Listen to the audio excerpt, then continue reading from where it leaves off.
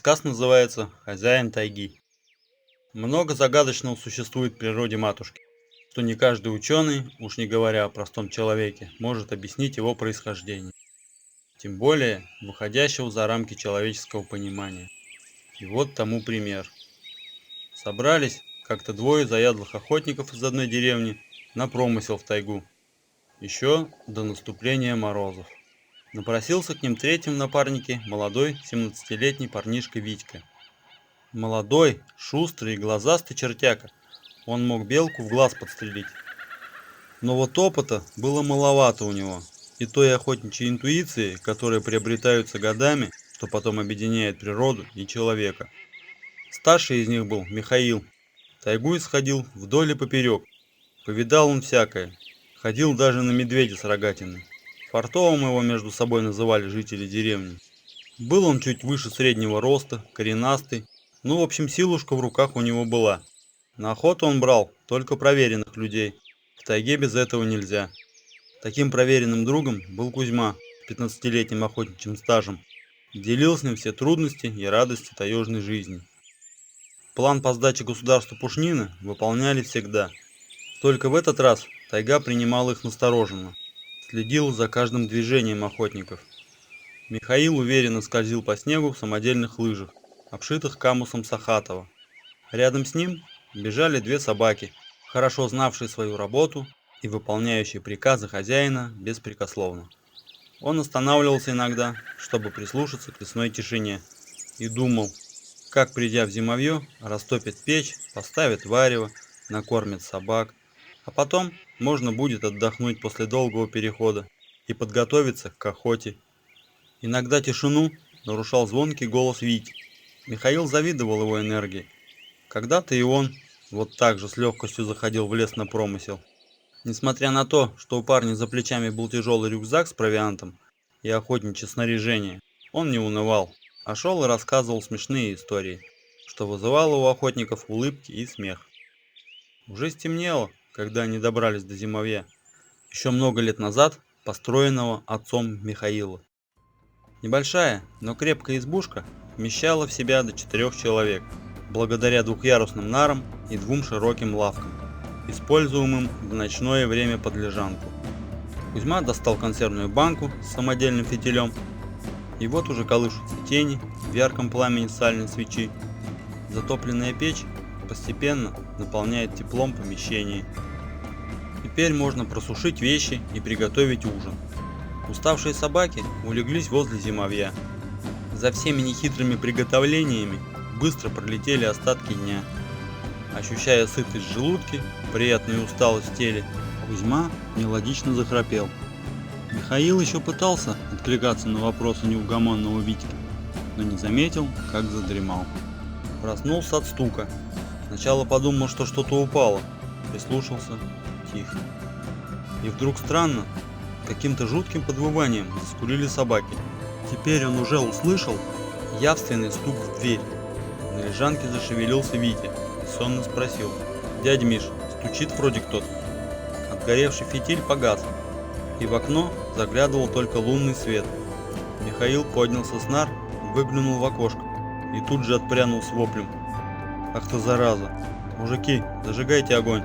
Любопытный Витька, прежде чем зажечь фитиль, подбежал, взглянул за окно и чуть не свалился на пол. Перед дверью стояла большая белая полупрозрачная женщина, как бы окутанная туманом, и молча смотрела на Витю немигающим взглядом. А Михаил трясущимися руками уже зажигал фитиль. Разбуженный Кузьма тут же скатился с нар и попытался выяснить, что произошло. Огонь ярко осветил зимовье, отразился в окне, и при новой попытке выглянуть они уже ничего не увидели. Только собаки продолжали какое-то время еще скулить, потом замолчали. «Что это было, дядя Миш?» – спросил ошарашенный Витька. «Я такого ни разу не видел, а только слышал один раз от своего отца, что это приходит лесной дух, но он неспроста появляется. Нужно, чтобы всю ночь было освещение», – ответил Михаил. Кузьма добавил: «Мой дед рассказывал, что этот дух может о чем-то предупреждать». Снова улеглись спать, оставив фитиль горящим. Долго ворочались, переговаривались, все-таки сон взял свое. Вот уже почти месяц они находились в лесу. Да только почему-то неудачной оказалась охота. Вся добыча на троих составляла 5 белок, 4 соболя и 1 куница, не считая 3 тетеревов и 2 глухарей, которых они использовали в пищу. Продукты уже подходили к концу, а фарта все не было. Силки и капканы были пустые. Удачу как языком слезала, а следующий день готовил им очередной сюрприз. Ранним утром, еще затемно, они вышли, чтобы выследить зверя. Собак уже не было на месте, видимо, кого-то угнали. Снег был еще не глубокий, и Михаил подумал, что его подопечные где-то уже успели загнать соболя. Они двинулись по собачьим следам вперед, время от времени окликая их поименно. Охотники очень долго шли по хорошо видным следам собак и преследуемого соболя. Вскоре пошел сильный густой снег, который заваливал все следы. Усталые охотники остановились. Они прошли почти весь день, преследуя зверя, и не заметили, как сгустились сумерки. Озираясь вокруг, Михаил понял, что их следы тоже уже давно присыпаны снегом, и возвращаться обратно не имело смысла. Можно было заблудиться. Решили сделать на ночь надью. Уже разобрали снаряжение, достали топоры, но вдруг Кузьма, до боли вглядываясь в полумрак леса, сказал: «Там что-то чернеется, а может быть, мне это показалось». Витька тут же вызвался сходить посмотреть, что там может быть. Через несколько минут охотники услышали крик: «Идите сюда, здесь есть зимовье». Собрав рюкзаки, Михаил и Кузьма пошли на голос Вити. Их взгляду представилось невероятное зрелище. Они никогда еще не видели таких странных зимовий. Высотой где-то 4 метра. Это целый дом получался. Тут сразу не разберешь в темноте. Сам брус в обхвате не менее 50 сантиметров, а площадью и вовсе огромная домина. Мужики были под впечатлением, конечно. Пошли в избу, не на морозе же стоять. Из хозяев никого нет, в доме холодно. Давай опять зажигать фитиль. При освещении уже смогли разглядеть огромные нары, большой стол и лавки, доходящие почти каждому до пояса. Но делать-то нечего, где-то же надо переночевать. Пришлось рубить дрова и растапливать большую печку. Снег по-прежнему шел, не унимался. К тому же еще поднялся такой сильный ветер, что Витька подбежал прикрыть поплотнее дверь. И только хотел взяться за ручку, как дверь распахнулась настежь. Витя аж отлетел назад от испуга. В дом ввалился странный человек. При свете фитиля охотники разглядели, что человек был большого роста. Михаил прикинул про себя. Примерно 2 метра 30 сантиметров, то и больше. Одежда была неизвестно из чего сшита, то ли просто замаскирована еловым лапником. Большую голову покрывала шапка из непонятного меха. Но самое страшное у него было лицо. Огонь отражался в его черных маленьких глазах. Из-за густого волосяного покрова невозможно было разглядеть очертания губ и носа. При виде всего этого охотники как бы утратили волю двигаться, а хозяин дома, в этом они не сомневались, обвел каждого тяжелым взглядом и заговорил гортанным звуком. «Зачем вы пришли в мой дом? Людям сюда нельзя приходить». Первым опомнился Михаил. Пришлось объяснять ситуацию, при каких обстоятельствах они попали сюда, и что охота крайне неудачна, а тут еще сбились с пути и попросили у хозяина дома остаться им переночевать. Хозяин тяжело, с каким-то присвистом дышал. От него исходил запах прелых листьев с примесью мха. Выслушав Михаила, он вновь прогортанил: «Я разрешаю на сегодня у меня остаться, но завтра с утра, чтоб вас здесь не было. Пойдете на охоту, будет вам удача. Тут, в нескольких километрах выше от моего дома, будет большая сопка. Туда вам ходить нельзя. Если не хотите навлечь на себя беду, запомните это». С этими словами хозяин вышел из дома, сильно хлопнув дверью. Ветер сразу же утих. Михаил выглянул в окно, а Кузьма выскочил на крыльцо проследить за таинственным гостем. Но никаких следов возле дома обнаружено не было. И вот как тут уснуть теперь? Михаил думал о том, что многое повидал на своем веку, но такого еще не приходилось видеть. А главное, ведь бывал же в этих местах, но ничего подобного не встречал. и зимовья этого никогда здесь не было. Он понять не мог, куда они попали и где реальность. Мысль не давала покоя. Почему не пришли собаки? Завтра нужно идти их искать. Витька и Кузьма дремали в полглаза.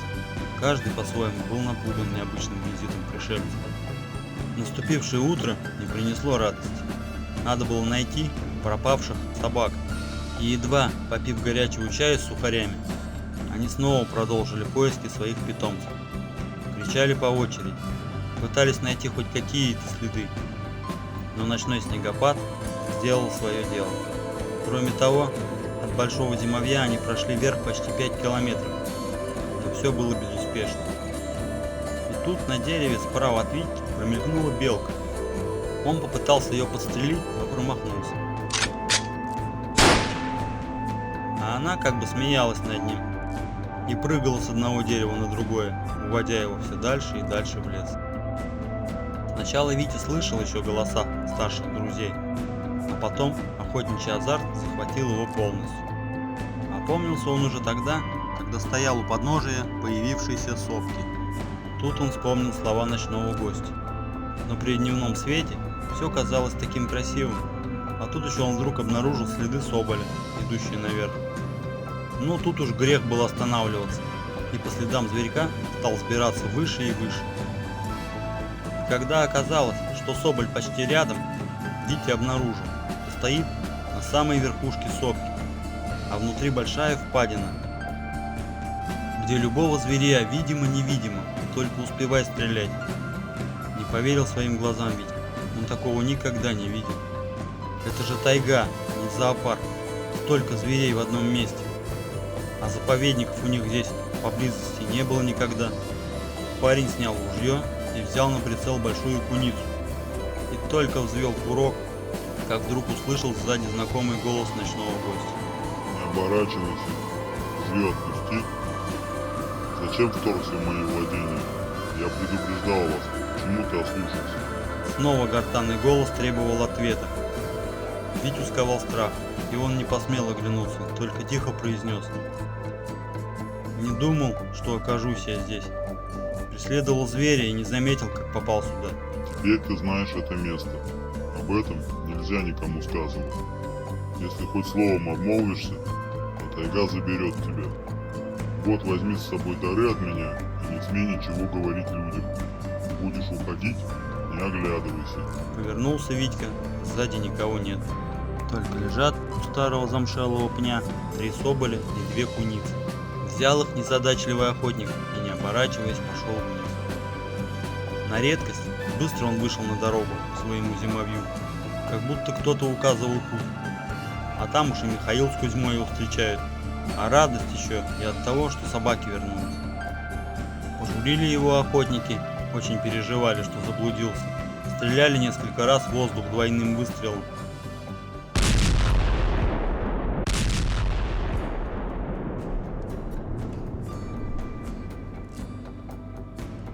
А отклика так и не услышали. А когда увидели его добычу, и вовсе растерялись. Когда успел, да еще и таких красавцев принес. Сами-то они тоже в этот день неплохо поохотились, но в основном белки, а еще собаки соболя придержали. Только сколько не спрашивали его, он на все отшучивался, так ничего им и не сказал. А еще твердо решили между собой о том, что видели, никому не рассказывали. С тех пор Витя был очень удачлив в охоте. Ему казалось, что руку ему кто-то всегда направляет, и не бывало у него ни единого промаха. Вот только в деревне стали поговаривать, что неладно с парнем что-то. Вроде бы и женился уже, и детишек завел, а все в лес смотрит. Может, просто завидовали ему, потому что он никогда из леса пустым не приходил.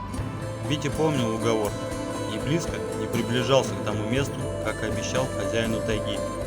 Он его так окрестил про себя. Вот и закончилась эта история. Спасибо, что слушали. Подписывайтесь на мой канал.